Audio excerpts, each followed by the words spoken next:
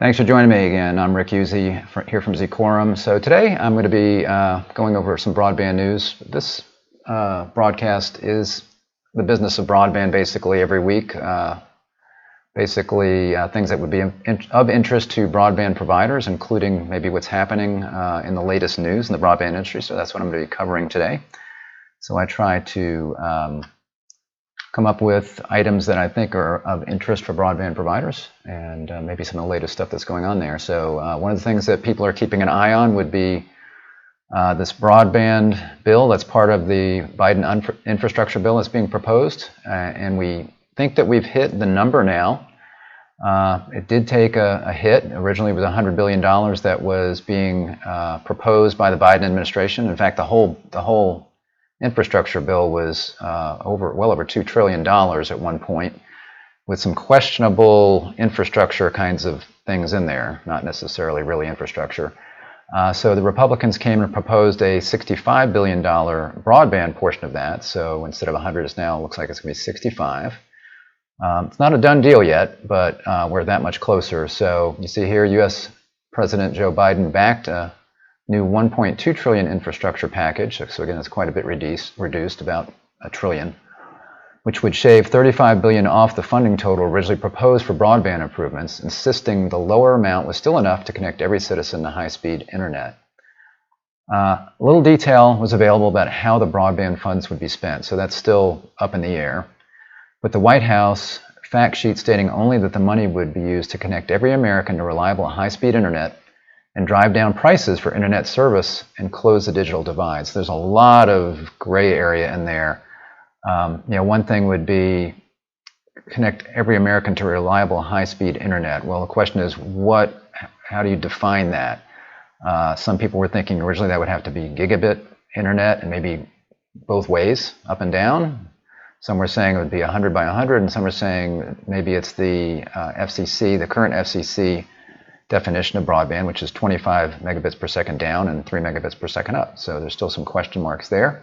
And then how do we drive down prices? Is there going to be something that's going to be subsidies in this?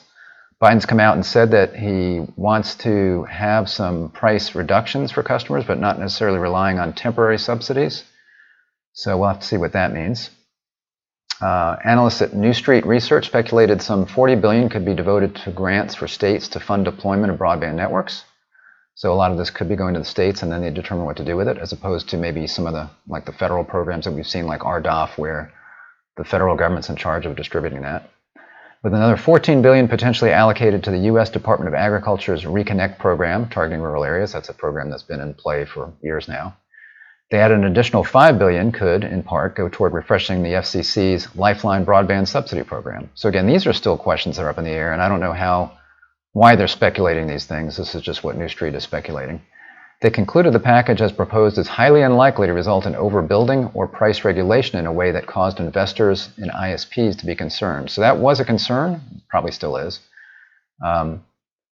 because again, a lot of this is not known. But yeah, one of the questions is, will this be one way to drive down prices is a competition. So will this be funding broadband in areas that already have fairly good broadband service just to get another broadband operator in there to maybe drive down prices?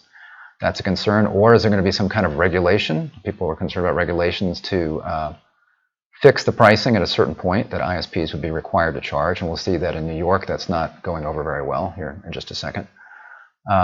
Nancy Pelosi stated, "We will not take up the bill in the House until the Senate passes the bipartisan bill and a reconciliation bill," but added, "I'm hopeful that we would have a bipartisan bill." So she's saying that the Senate will need to pass that, and reconciliation, there's some questions about that. Through reconciliation, the party in charge, the majority, can get some things through that they wouldn't necessarily be able to do by your standard legislative processes. So we'll have to see where that goes there. So still not a done deal, but they are closer today. And then this article here from Telecompetitor just says, let's put the potential billions of broadband infrastructure funding into more context. So just a few little tidbits here. Again, the deal is not quite done. Still has to pass both chambers of Congress. And in today's political climate, that's by no means assured, but it is progress. So that's true, but it is by no means assured.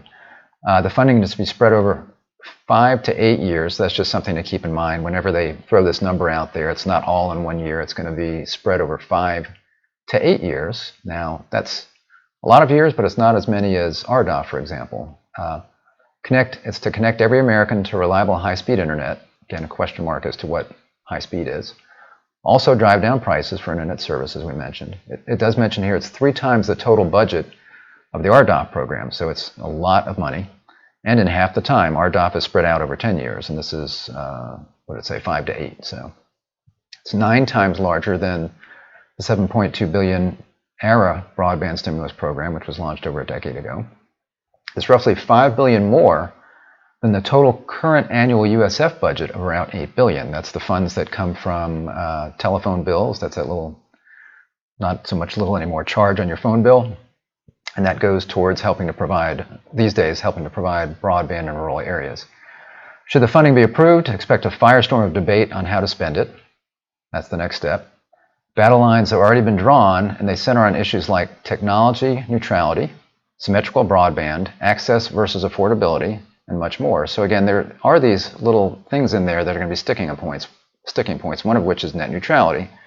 Democrats want to re-implement some regulations that were put in place under Obama that the Trump administration took out for net neutrality. One thing that we've seen with net neutrality is the internet's been net neutral since the very beginning.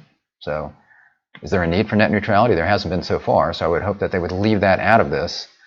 And if there have ever been issues that have come up with net neutrality, they've been addressed pretty quickly through either the FCC or the FTC, and that's the way it's set up today. Is that if there's something that looks like a service provider, for example, is doing something that's anti-net neutrality, let's say, then the FCC or the FTC can get involved and they can stop that practice without having a ton of regulations that are going to kind of kill the industry. So we're trying to avoid that. At the center of these arguments is the question: how much fiber connectivity should this broadband infrastructure funding support? And that has been an interesting thing that's come up with this, as you've got different players that are trying to say, some are saying obviously that, hey, fiber is the way to go, that's the future, we need to do that. You can have the fastest access, you can have symmetrical more easily. And others are saying, oh, that would cost a fortune and you don't necessarily need fiber everywhere, and there's technologies today that are perfectly acceptable, including wireless. So there's lots of controversy there. And to give you an example, here's ACC, or ACA, the American Cable Association, connects, says it could take $179 billion to future-proof broadband, depending on what future-proof means, right?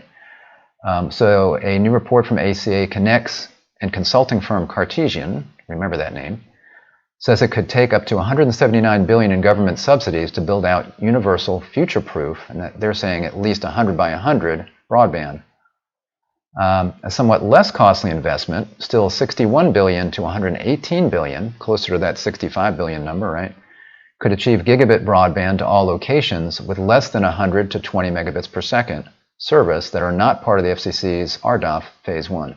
So they're saying that if you looked at areas that are really considered unserved, which means that they don't qualify even for RDOF, or they do qualify, excuse me, for RDOF. So let's say less than 100 by 20, then if you looked at those areas as being unserved, then you could get gigabit broadband to those areas. It wouldn't necessarily bring all areas up to gigabit, but for those really unserved areas, you could take care of them. They say here approximately 12 million households, including 8.2 million in partially served census blocks, not previously accounted for in FCC data, do not have access to 25 by 3 broadband, and that's the FCC's current definition for broadband. Gigabit service availability has increased by approximately 50% since 2018, while areas that lack at least 100 by 20 service have declined by just 3 percentage points in the same period. So in other words, gigabit has been progressing pretty quickly in lots of areas, and it's increased 50% since 2018, but those that are really much less served, lack at least 100 by 20, they have really not reduced that much in that time frame. So they're saying focus on that. Income remains the largest barrier to adoption, regardless of geography, and that's true. I mean, you can just because you build it doesn't mean they're going to come necessarily. And that could be because some people just say, I don't really need it. I've got a phone. I've got phone for my broadband. That's all I really want. Some could say, I just don't really want broadband. And in some cases, it's just too expensive. And that's a good number of cases that people will say it's just not worth the money for me. Income remains the largest barrier, regardless of geography. An estimated 30 million households, that's 25% or so average of households, do not subscribe to fixed broadband at home for reasons other than network availability. And 36% of non-subscribing households earn less than $20,000 per year. So you could see that income could be a factor there. A comparable percentage of homes, and this is interesting, in rural and non-rural areas, about 29%, 28%, do not subscribe even when service is available. So it could be in your urban areas where you tend to have many choices and very fast broadband. It could be in very rural areas where you might have one provider or maybe don't even have a good provider. But in any case, even when service is available, about 29, 28% of people don't subscribe to it. Again, some of that is economic reasons. And then here, this is interesting. This is the Fiber Broadband Association. So we were just hearing from the American Cable Association. This is the Fiber Broadband Association. President and CEO Gary Bolton estimates a cost of an additional $100 billion above existing funding levels would be required to make fiber broadband available nationwide. So while the ACA was saying $179 billion to future-proof broadband, and that was 100 by 100 for everybody, this one's saying $100 billion. The estimate is based in large part on research conducted for FBA in the fall of 2019 by Cartesian. That's the same firm that did the research for the ACA. That found an additional $70 billion would be required to bring broadband to 90% of the U.S. by 2029. The remaining 10% would be more costly on a per-home basis. So you can see right there, one of the challenges is that you can spend $70 billion and get to 90%, but another basically $30 billion would be required to get to the remaining 10%. That's because you get into these really hard areas to serve, especially if you're talking about fiber, right? So you've got maybe granite that you've got to trench into or something to be able to get fiber, in places like that are mountainous, those kinds of things. So it's interesting to see the two groups that are looking at different members, whether they're fiber operators or cable operators. Now, fiber is the future in a way. Lots of cable operators admit that. They are, when they can, if it's greenfield, they're deploying fiber a lot of times because they're deploying fiber anyway in their networks. When they go out, they're trying to go fiber deep as much as they can to be able to increase speeds and reliability. So a lot of times if they're going to go into a brand new area, they just go fiber all the way to the home and they do that. But in brownfield areas, they maybe not are overbuilding in their own area with fiber. So they still want to make sure that they can do DOCSIS because they've got all of that infrastructure in the ground already that they want to be able to use. And of course, fiber and cable aren't the only two options. There's wireless, and the Wireless Association is also stepping in here and giving their opinion. WISPA wants the FCC to stop obsessing over symmetrical speeds for RDOF funding. This is specifically about RDOF, but they also want to make sure that any future broadband funding they don't get locked out of that as well. The FCC has indicated a preference for fiber deployments, which offer the highest broadband speeds as well as symmetrical speeds for both upstream and downstream. And that was very specific to RDOF because there was waiting for anybody that was going to provide gigabit speeds, which is easiest to do, let's say, on fiber. Not necessarily less expensive, but easier. The group thinks it's more important to reach unserved areas quickly than to worry about symmetrical broadband speeds. WISPA believes that to connect all Americans to fast broadband speeds, symmetrical broadband speeds are not necessary. The debate about symmetrical broadband speeds has been heating up lately, largely driven by increased broadband demands during COVID, because people like me are at home doing a streaming thing that I would normally have done in the office. So a lot of home internet, Zoom calls, people on business calls via Zoom, kids doing school via Zoom, not so much, well, obviously summer now, but as schools went back, there was less of that, but still, there was a big uptick on upstream, but upstream is still far smaller than downstream as far as bandwidth. It says here, WISPA says consumers typically use at least 10 times more download bandwidth than upload bandwidth. It also argues that fixed wireless access can be deployed much more quickly than wireline technologies and can be upgraded with software over time. And those are both true. I don't know about that 10 times if that's still the fact today with pandemic and maybe some post-pandemic usage, but it is true that downstream is what most people are doing most of the time, watching videos, those kinds of things, not so much broadcasting video.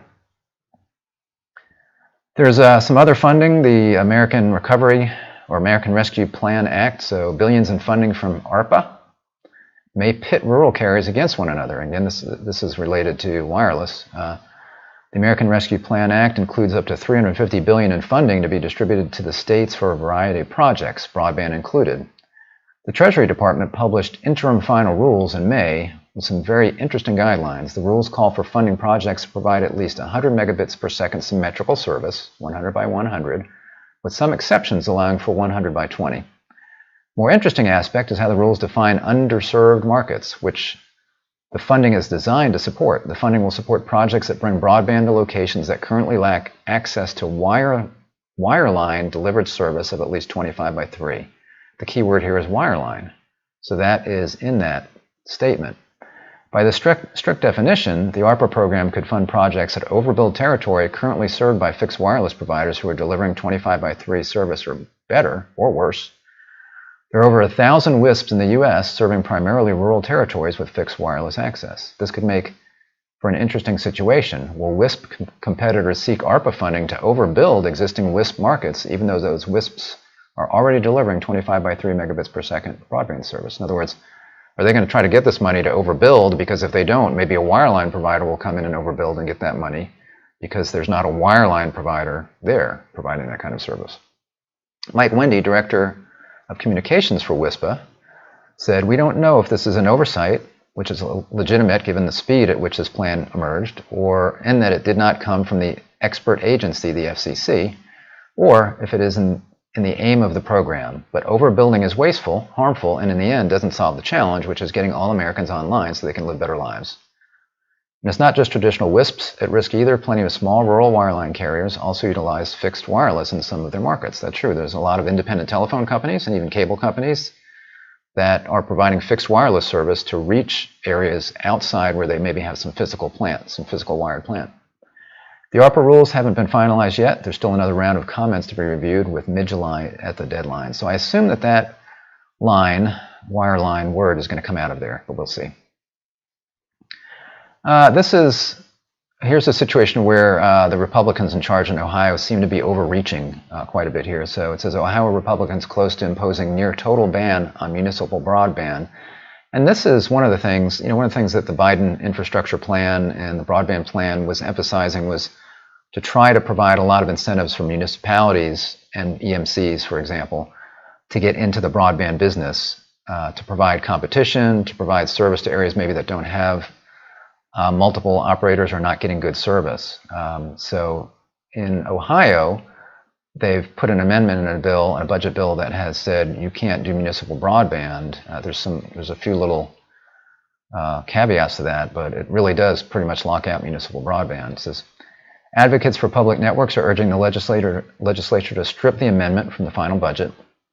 There are reportedly 30 or more municipal broadband providers in Ohio that would not be allowed to operate so long as there is a private sector company operating in the area, as there are in most, if not all, of the cities. So this bill would say, or the amendment in this budget, I think, would say that if there's already a provider in that city, in that municipality, then you can't have a municipal provider. And I don't think there was anything about grandfathering existing municipalities. So it could be that 30 of these municipals that are providing broadband would need to get rid of that or sell that off or have some other private operator take it over. So you can see that this is causing a lot of stir in Ohio.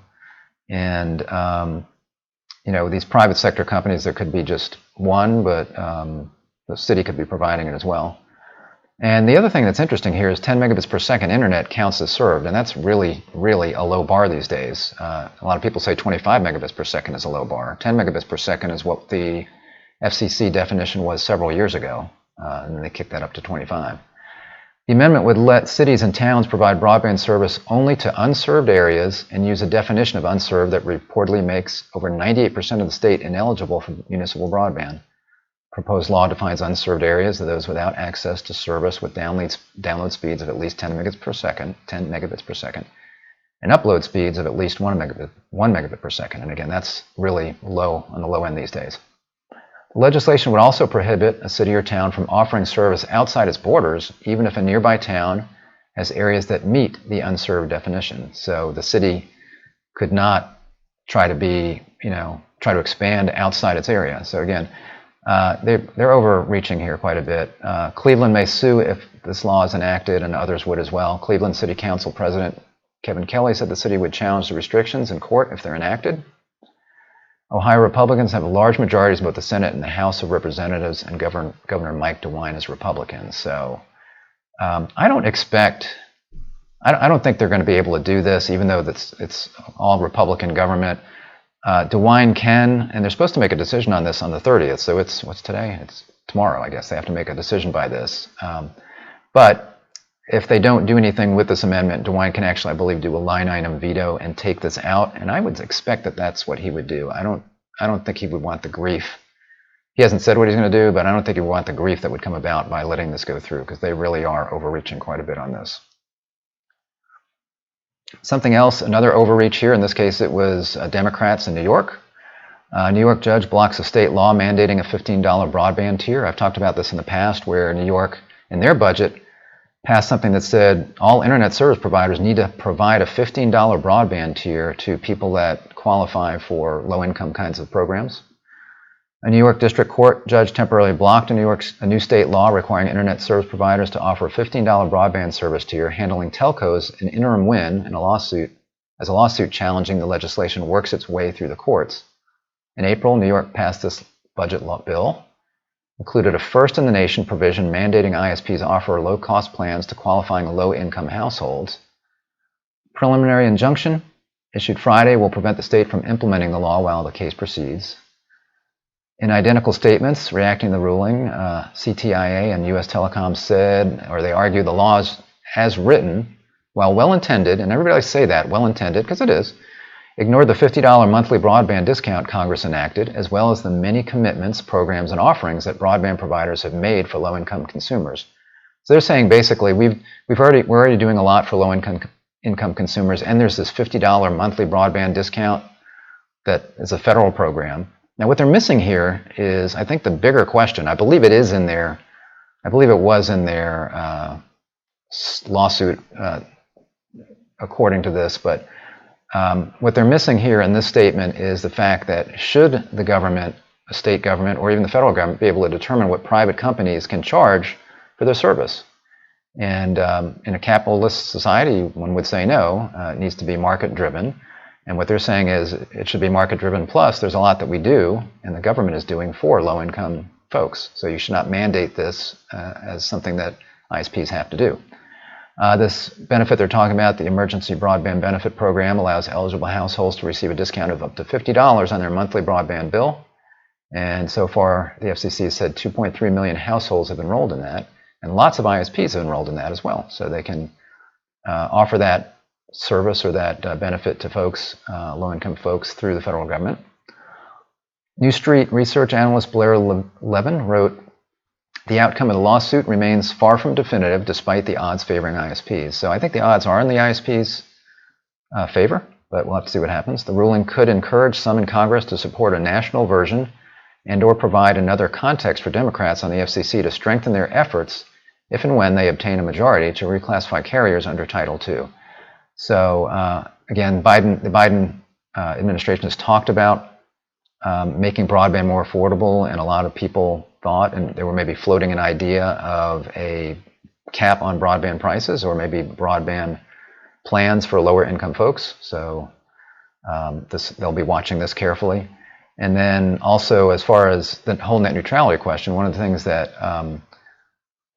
the Obama administration did was they were classifying certain rules under Title II to make telcos kind of like utilities. So what they're looking at here is they could reclassify carriers under Title II in that way to maybe be able to provide some kind of pricing requirements on ISPs. So we'll have to see how all that goes. And then this just was talking about another blow to this New York law. So basically, after this injunction, temporary injunction came through, then the New York PSC came out and stayed and suspended proceedings and requests for comment. So they were requesting comment on how to handle part of this, because part of it, it says the $15 low-income broadband plan had its genesis in the Affordable Broadband Act in New York, adopted by the New York legislature in April. And the requirement was scheduled to go into effect this month, but its future is now uncertain. And they were looking at one part of that. It includes an exemption for broadband providers serving fewer than 20,000 households if the providers can demonstrate that complying with the $15 mandate would result in an unreasonable and unsustainable financial impact. So the PSC's administrative proceeding and request for comment have now been suspended, and that would have been explored how to measure that unreasonable or unsustainable financial impact. So they've kind of said, well, while this injunction is in place, we're not going to bother taking the time to look at all of that stuff. And that would be kind of hard to determine, what makes something unreasonable or unsustainable. So they were looking at that and now have suspended that. A few more things on broadband numbers. So Parks Associates says 41% of U.S. broadband households have standalone broadband service now. So that's just broadband connection. Quarterly surveys of 10,000 U.S. broadband households track consumer adoption of home services, including home internet, pay TV, and mobile services. So that's what they look at. And as of Q1 2021, the percentage of U.S. broadband households with standalone broadband service increased from 33% in Q1 2018 to 41% in Q1 2021. And I suspect a lot of that was in 2020, when a lot of people were stuck at home realizing they really needed a better broadband service, plus a lot of people cutting the cord during that time. Parks notes that these consumers pay $64 per month on average for standalone broadband service, up from $39 per broadband household in 2011. That's a 64% growth rate. So some of that is, as service providers have increased speeds, that's going to account for the price increase. And the other thing that could account for that is broadband use or bandwidth use, because again, as people cut the cord and they're doing more video, that there may be some people that are charging for usage, or you have to get a higher use plan. So before, maybe you could get by with a lower tier broadband service because you were surfing the web, sending some email, doing some occasional YouTube videos. Now if you're streaming Netflix every night, got a HD TV or Ultra HDV 4K, you're going to be using more bandwidth, so that could be bumping your price up as well. And then people at home having to use more bandwidth because of the pandemic. So falling pay TV subscriptions among consumers are negatively impacting bundles with other services. Bundles with 4 or 5 services in particular are losing their value. However, a growing crossover between mobile and home broadband services is helping to stem the gap. That's the fastest growing segment of these bundles, is a standard double play combining home internet and mobile service. That seems to be where the focus is now shifting, where the growth is. So before it was broadband and pay TV, and today it's broadband and mobile is where some of that growth is. 19% of U.S. broadband households currently bundle mobile and home internet services, paying an average of $128 per month for those services. Going forward, the researcher noted that 24% of U.S. broadband households reported plans to upgrade their home broadband in the next 6 months. That's good news for broadband operators. Parks adds that adoption of residential security services has also continued to increase. So more broadband providers are now providing residential security. So you've got maybe monitoring, you've got video cameras, and all working over the broadband connection. And that increases broadband usage, which means they may be able to sell higher broadband plans. Consumers require strong uplink, good downlink, and high reliability for remote working, so providers cannot limit promotions to download speeds only. Strong two-way speeds are critical. And with hybrid workforce increasingly likely, this trend will only intensify. So that's true coming out of the pandemic. A lot of companies are doing hybrid models where people are working at home some days a week and other days going to the office. Plus, as I mentioned here, if you look at, again, the residential security, you've got cameras that are online and they're generally beaming their video signal up to the cloud somewhere where that can be stored and viewed later by the consumer. So there's upload from that even when the customer is not home. So a couple of interesting story here just to close out with. So heat is giving some SpaceX Starlink users the broadband blues. It's been an unusually hot summer already, and isn't that the case? Oh my gosh, I think it was 108 in Seattle. Normally 70 degrees in Seattle this time of year. And then I think, or maybe that's the average, I don't know, but it's normally 70 degrees or so in Seattle. And then I think it was over 110 in Portland. So, and that heat wave is giving some SpaceX Starlink users some real trouble in the form of thermal shutdowns. SpaceX is telling Starlink users that the equipment might experience overheating when the temperature reaches 122 degrees Fahrenheit, and it's actually overheating before it hits that. So that's something that Starlink needs to look at for these areas that have very high temperatures. SpaceX recently revealed that Starlink has 500,000 pre-orders for its satellite broadband service that is delivering download speeds between 50 megabits per second and 150 megabits per second. That's priced at $99 and requires equipment that costs $499. So this service really is aimed at areas that don't have good broadband today. These would be the areas that are kind of unserved or don't have maybe DSL or don't even have a good wireline broadband service, hard to get wireless maybe because of line of sight. So these are the areas that are really excited about Starlink, and I wouldn't think there'd be a lot of area like that in Arizona, but apparently people are testing it there. And they do have a lot of pre-orders, 500,000. Company has won provisional funding of close to $1 billion to serve 624,000 locations under the FCC's RDOF program. So they did bid heavily in RDOF, and they were able to bid anywhere because they have satellites in the air. It's not like they had to say, well, where can we afford to build out fiber, because they have the satellites up in the air. So they bid areas that didn't have broadband that are kind of ridiculous, like an airport, like a little county or census block where an airport is located, and it wasn't listed as having broadband, so they actually bid on that. And I think if they bid on it, they have to provide service there. But they do already, right? So they've got satellites in the air. So anybody that wants it, I guess, can go get a Starlink terminal and connect up. Ookla speed tests experience median download speeds between 40 megabits per second and 93 megabits per second, below the RDOF mandated baseline of 100 megabits per second. So that could be an issue for them, but they're still kind of in the rollout phase. And as they're launching 60 satellites almost every month, I think. So as they get more satellites up in space, these lower orbit satellites, then they will have more bandwidth, I think, to be able to meet these kinds of speeds. So we'll have to see how that goes. They've also gotten I think the FCC approved them to lower the height of some of these satellites as well. And then this was just the Reddit on some of these folks that are having this problem. This could be a problem only noon in Arizona, and they're seeing this offline thermal shutdown, an overheated thing from Starlink. Starlink will reconnect after cooling down. And some of the comments are funny. We're at 112 so far. High's supposed to be 119. Can't imagine that. But somebody down here says, but it's a dry heat. 50 miles south of Grand Canyon in a remote area. It's been off and on also. Stopped today 1 hour after cool down period, but quit again as of 12:30. Last reported temp at my weather station was 103 degrees. So, there's some things, it seems to be lower than 125 that is shutting down. I guess there's some things you could do, like maybe shade it somehow, but you still have to have line of sight to any of this constellation of satellites. This person says, I pointed a spike down sprinkler at Dishy. Once it turned on, I immediately heard YouTube resume playback. So he's saying he put a sprinkler on it. Someone says, well, how much is your water bill going to be? This person says, water-cooled internet. Nice. So it's interesting. It'll be interesting to see what happens with this. This is something I wasn't aware of. So, this is a very sophisticated antenna. It's got a phased array antenna in there that I think through electronics will track these satellites as they go through. So you can stick it up and point it at the sky, and it will track the satellites as they pass over you. So very sophisticated, but obviously heat sensitive. But as they improve the technology, maybe they come out with some firmware upgrades that can help with this.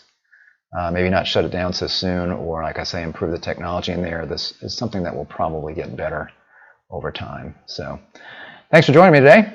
If this was interesting to you, please give me a thumbs up on the video, and you can subscribe if you're not already. Make sure that you click the little bell, and when you subscribe and click the bell, you'll be notified whenever we are live or whenever we post a video. So I will see you next week for Tech Tuesday. Thanks for joining me. Bye-bye.